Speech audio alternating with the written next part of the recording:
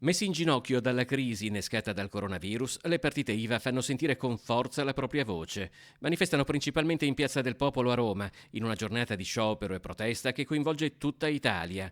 Chiedono l'apertura immediata di un tavolo di concertazione per affrontare l'emergenza sociale e stabilire un piano di rilancio, ma c'è anche chi si dichiara pronto a portare lo Stato in tribunale per i mancati ristori dopo le chiusure imposte dai DPCM e, se non bastasse, fino alla Corte europea dei diritti dell'uomo. A Venezia un flash mob della rapidità di un raid di fronte a Cafarsetti. Siamo fermi da 10 mesi, 12 mesi, non abbiamo più riaperto la fabbrica perché nessuno compra più, perché tutti i negozi, pur avendo riaperto quest'estate, sono andati sulle scorte che avevano, non avevano proprio i soldi per comprare nulla, quindi diciamo che siamo alla fame, tra virgolette. Non essendo più in grado di pagare l'affitto, i proprietari non hanno trovato altro che darci il benvenuto con la lettura di sfratto.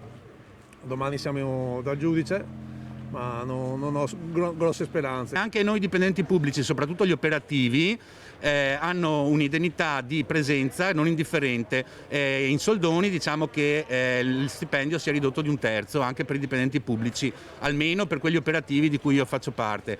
La proposta è per ripartire a Venezia? Tenere sempre aperto, in modo da diluire le presenze. Stiamo chiedendo qua che tutta Venezia venga riaperta 24 ore su 24, musei, ristoranti, alberghi, negozi, perché questa è l'unica possibilità di far ripartire questa Venezia.